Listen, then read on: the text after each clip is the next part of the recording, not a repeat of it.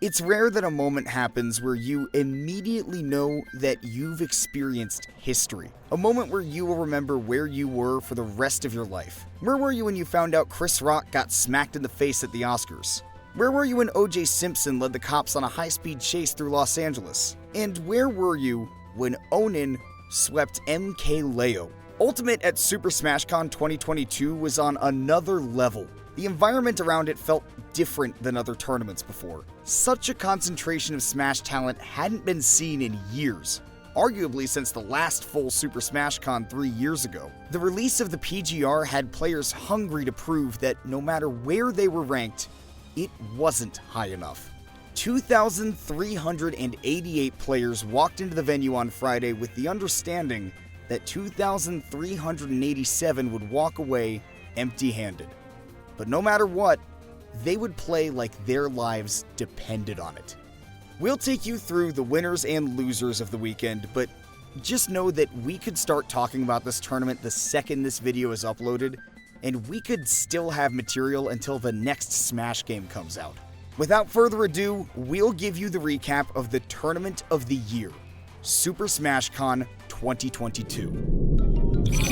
Onan came into the weekend as the number 16 seed, and that meant one thing: a date with MkLeo on his first set of Day 3 in Winner's Side Top 32. Over the course of the week leading up to the event, players made jokes about the implications of their projected battle for Steve in the Smash scene, but nobody, including Onan, could have predicted the drubbing that followed. Onan made it to Leo as projected, but he hardly looked invincible, winning a pretty close 4-game set with Kobe and a squeaker against Mudace to get there. Bright and early the next morning at 10 a.m., the King was looking to crush the 16-year-old's hopes. And then, Leo lost the lead in Game 1 a little less than a minute and 50 seconds into the game, never to get it back. No big deal, full set ahead of them. Onan won Game 1, and proceeded to 2-stock Leo in Game 2. Well, we've seen him do reverse 3-0s before, haven't we? Onan then 3-stocked MkLeo in Game 3. Across 3 games, Onan 6-stocked MkLeo. While our stock data isn't robust enough to fully claim that this has never happened before, the closest we could find came from MkLeo's final pre-lockdown major, Frostbite 2020, where he was 5-stocked in winner's bracket by Prodigy, now known as Kurama, before making one of Smash's most legendary losers runs of all time. That was how Onan started off Sunday, and you'll never believe it, but he only got better. A 3-1 obliteration of riddles got him into top 8 on winner's side, where he beat Gluttony in 4 games, invoking the wrath of the French, and then double eliminating Maister's Game & Watch and Sora to take the tournament. The Sora was able to take a game, causing a confetti explosion and the first ever win tracked on the Sora Stats Twitter account, but not the set. As the confetti settled for real this time, Onan was crowned the winner of the biggest tournament since 2019. After a somewhat vulnerable Saturday, Onan looked genuinely unbeatable in every set he played on Sunday. He wasn't ranked on the previous PGRU because he didn't meet the major requirements to qualify, but spoiler alert, wins at Gommel and SmashCon have him sitting pretty for the next season. Now, we're not saying that Onan is the best player in the world, but it's hard to find anyone this side of MkLeo himself building a better case. He is immensely talented, and say what you will about Steve, but you don't just win what might be the most stacked tournament of all time by just showing up and picking him. As we'll cover later, there were plenty of other Steves in the SmashCon bracket, and none of them were able to make half the impact that Onan did. The work Onan has put in since day 1 of Ultimate is admirable, and his ability to adapt quickly and the fact that he's only 16 means that he has no ceiling to his potential other than the ones that he builds. Maister continued his hot streak of tournaments with an unbelievable run that can be thought of as the high point of his career up to this point. Long thought of as the best player to never win a major, he held on to his bridesmaid status with a 2nd place finish this weekend. This run was different though, staying in winners through winners finals and getting wins over Tweak, Quandale Dingle-Ingleton, also known as D-Dog, and a pair of commanding wins over Light, a rivalry that was the definition of back and forth before Maister claimed both sets on Sunday. Speaking of which, Light's incredible consistency at majors continues with another 3rd place. Since placing 13th at Glitch Infinite with a -6 SPR, Light has only failed to reach his seed projection once at Pound 2022, where he finished 3rd as the 2nd seed. He now has 5 straight top 8s, 4 straight top 4s, and 3 straight top 3s at tournaments of at least 400 players, and he hasn't lost to a single player ranked outside the current PGRU NA top 10 in that span. To do that in arguably the most volatile competitive Smash meta we've ever seen is a staggering accomplishment. Gluttony also remains consistent, placing 4th for the 3rd time in his many major events. His loss to Onin represents the 2nd major loss to Steve for him after his loss to Tropt at Vienna Challengers Arena 2021. His loss to Light was his first in 4 sets, but the American Fox was due, as all of their 8 sets have been competitive, with even the 3-0 in Gluttony's favor at Genesis 8 featuring a pair of games that went down to the last hit. Gluttony made a major statement though with yet another win over MkLeo. Their set count is now 15-7 in Leo's favor and just 11-6 in Leo's favor if you remove pre-major kickoff events. After dropping 5 straight sets to Leo at majors, Glutto has now won 3 of their last 4 sets, becoming the closest thing MkLeo has had to a bracket demon since Sam Sora accomplished the same feat across Shine 2019 and Smash Ultimate Summit 2. MkLeo got knocked out at 5th, and if that surprises you, well, it should. It's Leo's worst offline result since a 33rd at Umebura Japan Major 2019. His only ever finishes worse than 4th place in Ultimate's lifespan all came within a 3-week span from April 13th, 2019 to May 1st of that year, a period in which he was polishing his world-famous Joker. He lost to Onan in top 32 and then Gluttony for 5th, which for anyone would be a brutal draw, but for a player as consistent as MkLeo, it almost feels like the end of an era. Spargo was a closer number 2 player in the world than either Sam Sora or Tweak was at their peaks, and while Leo is still probably the best player in the world, it's more or less a toss-up than ever with players like Onin, Akola, Protobanum, Light, and Spargo just chomping at the bit to take the crown.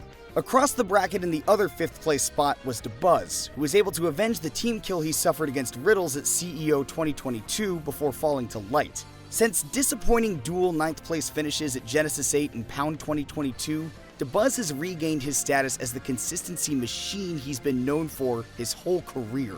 SmashCon was his 7th consecutive top 8 at an event of at least 400 players, and he's posted a cumulative +7 SPR in the process. An impressive feat regardless of skill level, but even more difficult when you're already seeded to make top 8. Despite a rapidly evolving meta that seems like it should be leaving him and his weird character choices in the dust, DeBuzz perseveres. In 7th place were Cola and Riddles, both of whom reached their seed projections but had to do a bit of work in losers bracket to get there. Cola fell to Incineroar Master SkyJ before carrying on with 5 straight wins in losers bracket, including PGR wins over Fatality and Zomba. Riddles rebounded from a 25th place at Double Down to return to top 8 for the 6th time in his last 7 tries at majors. 27 players finished in the top 128 and had an SPR of +3 or higher, and as much as we would love to talk about every single one, we don't want to subject you, or frankly our editors, to that. This isn't even including players like RJ, Electrode, or Rocco who fell in Phase 2 pools, but not before causing havoc and getting huge upsets. So we'll start at 97th and work our way up to 9th, taking stops at each seed line to see who was the most impressive player by SPR.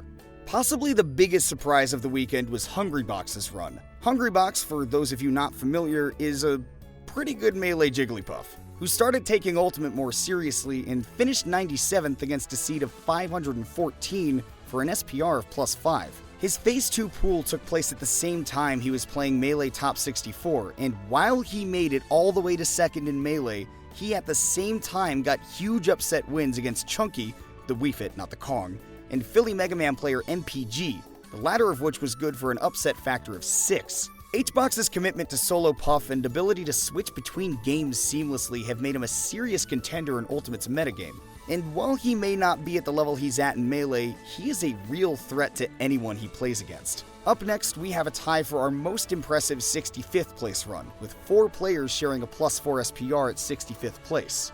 They are 1 Crit Man, a Robin main from Texas who beat Concon and double eliminated Leo D Hockey before losing to and Tavares, formerly known as Chili Chili. A generic name, a young link main from Virginia who was knocked into losers bracket early by No Tag and then won 6 sets in a row, including wins over Mistake and No Tag in the run back to finish 65th. The Hunter, a banjo main from New York who was mostly under the radar before this weekend, but beat Slushy V2 in AOS before bowing out to Teaser and Chunky Kong for 65th. And finally, we have Super FNAF Kid 420, also known as My Hero Academia Season 3, also known as FNAF Fan 69, also known as Miku Lover for Laifu Heart, also known as Red Oolong. Oolong, a Wii Fit main, started the weekend by beating Sonics in Smash 4, giving us this amazing image. But he didn't stop there, beating Rocky, Tony Pajamas, RJ, and Zai to make it to 65th, where he lost to Jake in a 3-1 set that really felt much closer than the final score would indicate. This band of projectile-wielding menaces brought the pain this weekend, and this will absolutely be the last time any of these players are seated in the 300s ever again. Moving up, Steve Main's Pango and finished 49th, and Steve Convert / self-proclaimed DLC apologist WaDi, also known as Why Do Bad Things Happen to Good People, made a run to 33rd. The trio's biggest upsets were on Leon, Stocktaker 69, and Skittles respectively. And while they weren't the only contributors, aside from Onin, they were the biggest factors in pushing Steve's total seed performance rating for the weekend to an astonishing plus 26 overall, exactly double that of the next highest character in Snake. Steve's representation was heavy, with 9 of them in top 128, but it's nothing Ultimate hasn't seen before from characters like Rob and Palutena, and only one, the eventual champion, was able to sneak into top 8. Still, while the PGRU V3 statistics suggested that the Steve takeover was not yet complete, SmashCon was a move in that direction. We're currently living in a Steve world, and these players are taking full advantage of that reality.